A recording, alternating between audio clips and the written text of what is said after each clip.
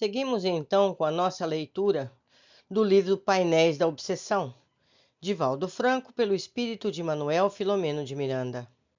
Socorros espirituais relevantes. Na singeleza do quarto em que a criança ardia em febre, reencontramos o amigo Bernardo, que se aprestava para auxiliar o médium concentrado, teleguiado pela instrutora amorosa.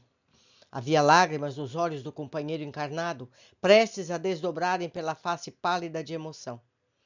Ele amava aquelas aves em plumes tombadas do ninho pela orfandade material e assumira, com outros espíritos amigos e abnegados, a tarefa de os agasalhar no regaço amantíssimo de Jesus. Compreendia que ali deveria reencontrar os filhos de que se descuidara na viagem do tempo, quando o desequilíbrio lhe governava a conduta. Os irmãos que ficaram esquecidos na dor, os desafetos que recomeçavam a marcha sob os estigmas de que foram vítimas. Carlos, o companheiro que mais de perto lhe associara ao ideal, fascinado pelo desafio cristão, se lhe vinculava por experiências transatas em inúmeras etapas reencarnatórias, agora fruindo a oportunidade decisiva para ambos no grave compromisso que abraçaram. Era-lhe o apoio e a dedicação, aliás, recebendo do médium a segurança e o exemplo de fé, para não se deixar quebrantar no ânimo, nem descoroçoar na empresa. Igualmente amava aqueles seres que lhe chegavam, inseguros e desfalecentes, aguardando diretriz e reeducação. A irmã Angélica, que por todos vigiava, reuniam-nos e trouxera outros afeiçoados colaboradores, de modo a formarem família da fraternidade cristã, laborando pela própria e pela felicidade geral. A essa altura, já se havia educado ali uma geração que seguira adiante com o próprio esforço, porém, que recebera cuidados e orientação indispensáveis ao êxito, de que cada qual se utilizava conforme as próprias possibilidades e de acordo com o estágio evolutivo em que se encontravam. O pequeno enfermo, Gumercindo, era um espírito querido que reencetava a caminhada sob o peso de graves dívidas. Graças a isso, renasceu por intermédio de humilde senhora, portadora de tuberculose pulmonar, que se poupava a alimentação para mais oferecer ao filhinho recém-chegado. Cliente da casa, recebia ajuda desde há um tempo. Pressentindo a aproximação da morte, ela rogara ao médium responsabilizar-se pelo filho, a fim de partir tranquila. Desse modo, restabeleceram-se os liames da afetividade entre o trabalhador do Evangelho e o candidato ao crescimento espiritual de volta à carne. Frágil, organicamente, sua saúde era periclitante, por mais de uma vez muito abalada e quase que tendo interrompida pela vida física. Agora, com maior intensidade, os riscos da desencarnação se faziam presentes. Venceslau o pressentia e, por isso, empenhava-se na fervorosa oração, rogando misericórdia. Não se encorajava a pedir que fosse oferecido este ou aquele resultado. Entregava a Deus e suplicava amparo para o filhinho espiritual, semi-desfalecido. Ao lado da cama, a mãe desencarnada de joelhos, conforme o hábito da religião que professava na sua humildade de mulher, simples na terra, igualmente pedia pela permanência daquele a quem emprestara o corpo. A um sinal da irmã Angélica, o médium Venceslau começou a aplicar passes de dispersão fluídica sob o comando psíquico de Bernardo, retirando as energias deletérias que o envenenavam, provenientes da pertinaz processo pneumônico resistente ao tratamento especializado. Observamos que o sensitivo, carregado de vibrações de alto teor, desembaraçava o frágil organismo do pequeno enfermo das correntes pesadas de energia negativa, ao mesmo tempo infundindo-lhe novas forças. Tornava-se um dínamo de radiante e ele próprio iluminava-se como uma tonalidade opalino-azulácea, brilhante, que alcançava os centros coronários e cardíacos do paciente, irrigando a corrente sanguínea, vitalizando as hemácias que passavam a adquirir a coloração que o médium se exteriorizava. À medida que o passe socorrista prosseguia, observamos que a febre começou a ceder e uma sudorese abundante foi se alastrando por todo o pequeno corpo. A respiração passou lentamente ao ritmo de quase normalidade. Nesse momento, quando ficou concluída a terapia fluídica, vimos a benfeitora desembaraçar-se o espírito de Gumersindo da teia material e desdobrá-lo, como ocorre nos processos de sono natural. Quase de imediato, ele assumiu a personalidade anterior, de quando desencarnara no século passado, com idade aproximada de 12 anos. Dirigido pela mentora, acercou-se do médium, que acompanhava a cena falando-lhe comovido. Necessito, paizinho, de prosseguir. Ajude-me com o seu amor, rogando ao Senhor que nos ampare os propósitos do bem, sustentando-nos na luta redentora. Abraçou-o em lágrimas e insistiu. Rogue para que possamos ficar juntos por mais algum tempo. Então, observem aqui o detalhe. Ele está tratando de um bebê que está com pneumonia. Com os passes, essa criança melhorou e adormeceu. E adormecendo, se desdobrou. Em desdobrando, ele se apresentou com aparência de 12 anos e foi capaz de pedir ao médium que cuidasse dele. Muito interessante. Balbuciou então uma breve e sentida oração, ungida de amor e rica submissão à vontade de Deus, colocando-se à disposição dos seus elevados desígnios. O médium, comovido, quanto nós outros, acompanhava a cena tocante e bela, irmandando-nos todos aquela rogativa de alta nobreza. Não havia no ambiente qualquer presença perturbadora ou infeliz. O quarto humilde se transformou num santuário de amor e fé, onde pulsavam as harmonias da espiritualidade. Concluída a oração, no silêncio que se fez natural, permanecemos em estado de paz psíquica, fruindo a psicosfera reinante, quando uma luz de tonalidade indescritível adentrou-se pela parte superior da habitação, banhando o corpo da criança adormecida no leito, e uma voz suave e doce fez-se ouvir. O Senhor aqueceu as vossas rogativas. Bendizei-o. Gumersindo permanecerá na terra. E o menino podia morrer do estado que ele estava. A custo controlei a emoção que me assaltou de felicidade. Foi a irmã Angélica quem rendeu graças, reconduzindo o espírito Gumersindo ao corpo, não sem antes permitir-lhes oscular a genitora desencarnada, igualmente feliz e agradecida a Deus. Vocês perceberam tudo o que aconteceu? A mãe da criança morreu tuberculosa. Ela pediu ao Bernardo, ao médium, que cuidasse do filhinho dela, que é um bebê. A criança estava doente. O médium deu passe na criança. A criança desdobrou-se. Falou com ele como uma criança de 12 anos. E antes de voltar ao corpinho de bebê, beijou o médium e beijou a mãezinha que estava ali ao lado. Linda cena. Continuando. Como que recebendo uma instrução telepática da orientadora, Dr. Arnaldo acercou-se do médium, recomendou-lhe trocar as roupas úmidas do paciente no leito, aplicando-lhe uma substância para o caso. Logo depois, despertando-o para solver um caldo quente, a fim de auxiliar o organismo depauperado. O servidor do Evangelho não supitava o imenso júbilo que o invadia, e à medida que nos dirigimos a outros mistérios, com acendrado carinho, ele passou as providências recomendadas entre sorrisos e gratidões ao Pai. No silêncio de uma habitação, longe da bulha e das artificialidades mundanas, sem quaisquer parafernálias e tumultos, no refúgio da oração, sob recursos fluidoterápicos, fora travada uma grande batalha, na qual triunfara o amor, proporcionando ventura e crescimento espiritual para o combatente que iniciava a marcha sob a bênção da reencarnação. Percebendo minha emoção sem palavras, o gentil médico, em ligeiro comentário, referiu-se. Quando aprendemos realmente, desencarnados ou não, a recorrer à providência divina, jamais nos escassearão recursos para os cometimentos elevados. Fazendo parte do todo universal, em nossas individualidades somos também porção ativa deste conjunto harmônico. De nós depende sempre a sintonia ou não com o equilíbrio geral, a fim de preservarmos a essência divina que nos sustenta e que deve ser desenvolvida a contributo do esforço e da tenacidade de cada qual. Partícula de luz que todos somos, nosso fanal é a grande luz, cuja potencialidade jaz em nós.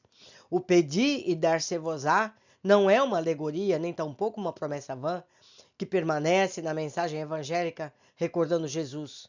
Trata-se de um dispositivo de segurança ao alcance de todos que saibam o que querem, para que querem e como devem pedir, a fim de não colocar paixões sufocantes no lugar de necessidades reais, nem caprichos sustentados como sendo bases de apoio para a sobrevivência, porquanto nem tudo o que queremos é sempre o melhor para o nosso progresso real, que é de consequências eternas. Deve haver uma perfeita consciência de conteúdo do que deseja, a fim de que não se extrapolem, nos pedidos, daquilo que é indispensável para o supérfluo, do inútil para o aparente. Foi o que acabamos de presenciar. Não houve qualquer imposição de quem quer que seja, senão a colocação de todos sobre a vontade mais sábia, com a preferência da elevação, no pedido que fizemos, conseguindo em consequência o beneplácito de Deus. Quando o amigo silenciou, perguntei a respeito da voz que trouxe a resposta superior. Se não poderia haver-nos chegado através da irmã Angélica ou por outro qualquer processo? Sempre afável, o interlocutor esclareceu-me. Em face da intensidade e importância do cometimento, os mensageiros superiores que transmitem o pensamento e orientação do Senhor preferiram propiciar-nos a todos igualmente a emoção de participarmos da anuência do mais alto. Certamente a nobre mentora, em face da sua elevada posição espiritual, registrou a resposta antes de nós, mantendo-se discreta e humilde até o momento em que todos pudéssemos participar do mesmo júbilo. Vezes ocorrem em que emissários trazem, em pergaminhos da substância muito sutil, as anotações que leem para os expectantes solicitadores da ajuda celeste. Noutras oportunidades, chegam as respostas através da telepatia elevada. E ainda outras ocasiões não se fazem necessárias qualquer formas, aguardando-se com tranquilidade os acontecimentos que sucederão. Considerando-se a variedade dos degraus evolutivos da percepção do grupo que nos encontramos em oração, incluindo o médium e o paciente, ambos encarnados, aquele foi o mais condizente meio de banhar-nos a todos de felicidade, ouvindo a irradiação dos intermediários de Jesus. E a luz que se projetou sobre o Gumercindo? Insisti. Trata-se, concluiu, da condensação do amor do divino médico, restaurando em definitivo as forças do enfermo, tonificando-lhe o corpo perispiritual para a empresa a executar. Tudo são vibrações em estados diferentes de energia, desde a pedra até o pensamento que se exterioriza pela vontade, captadas pelos centros de registro mentais, transmitidas aos sábios prepostos do Senhor. As nossas rogativas levavam cargas psíquicas que facilmente conduziram o significado real das nossas aspirações. Ao mesmo tempo, facultando-lhe ajuizar com presteza a respeito da conveniência ou não, da justeza e oportunidade do pedido. Assim, facilitando o seu deferimento, como a dimensão de tempo é variável em todas as faixas da vida, o que os seres humanos exigem em determinada duração muda de contextura e obedece a outra sistemática de velocidade entre nós. Com a resposta que nos foi transmitida, veio também o recurso solucionador, que fixava nas células em renovação dos nossos fluidos recém-transmitidos. Eis porque se dilata o conceito, cada dia, de que a luz divina cura. Isso porque ela é constituída de energia pura, causa essencial e primitiva da orgânica em germe em toda parte. Ao calar-se, eu sabia, sem qualquer sombra de dúvida, que o pequeno aquinhoado, com tão alta dádiva, estava com a reencarnação assegurada, cabendo-lhe o resultado do ministério em que mergulhava.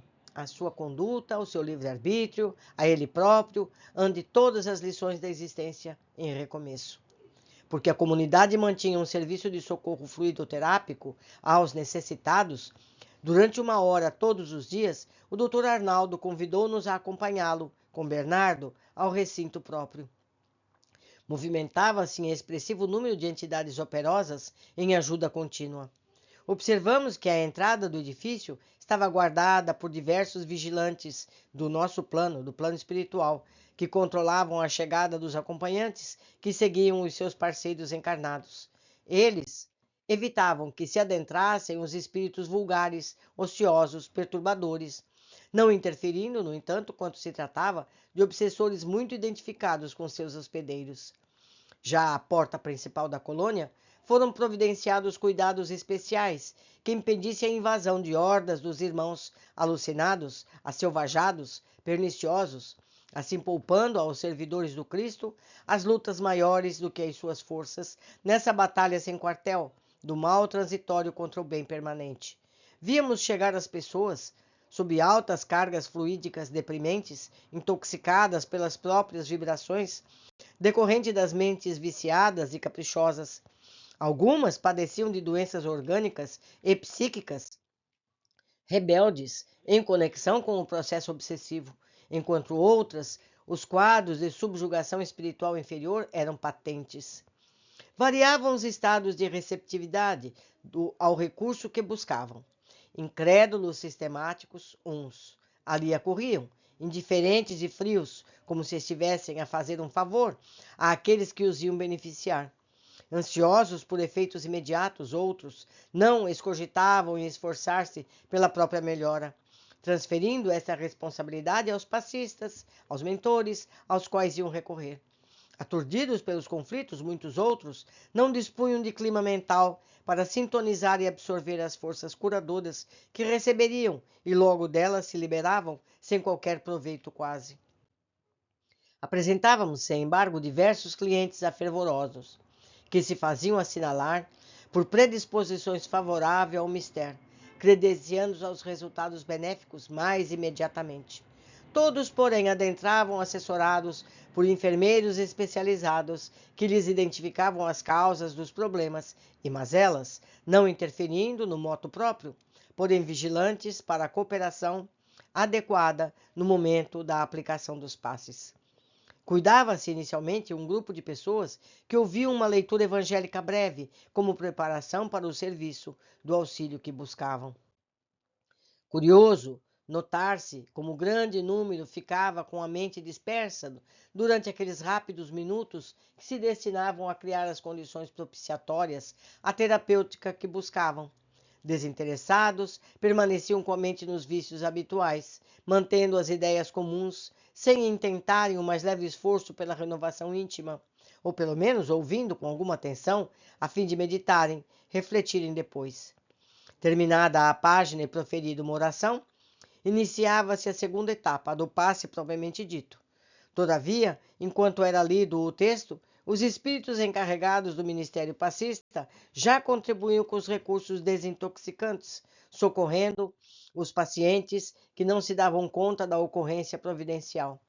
No momento em que os médios se acercavam, amparados por técnicos especiais, estava assegurado o melhor campo para o prosseguimento do serviço.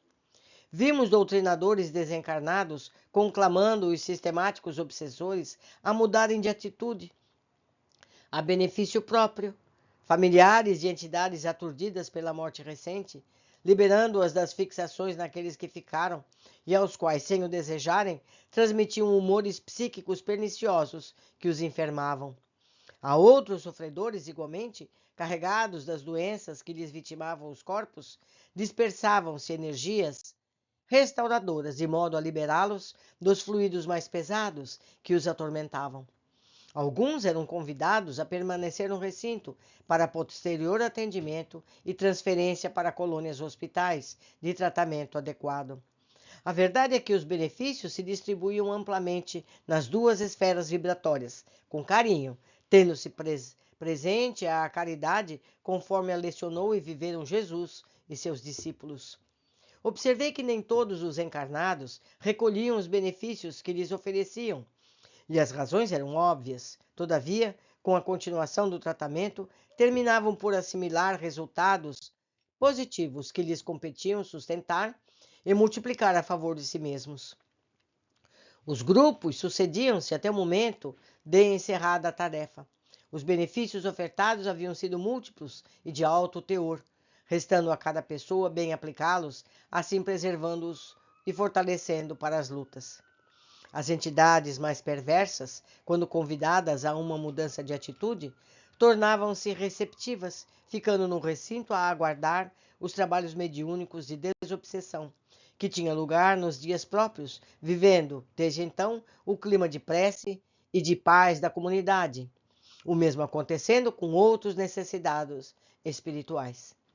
Conversando com o Dr. Lustosa a respeito da excelência desse ministério colocado a serviço do bem geral, este esclareceu: como existem prontos socorros para os males físicos e assistência imediata para os alienados mentais em crises, já é tempo que a caridade cristã, nas instituições espíritas, crie serviços de urgência fluidoterápica, de consolação para quantos se debatem nos sofrimentos do mundo e não têm forças para esperar datas distantes ou dias exclusivos para o atendimento.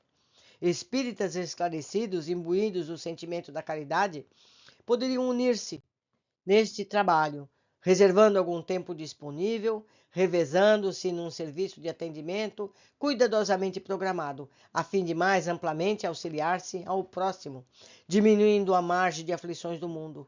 Seriam valiosos os resultados para todos que conjugariam esforços no bem, contribuindo para a mudança das atuais paisagens humanas aflitivas.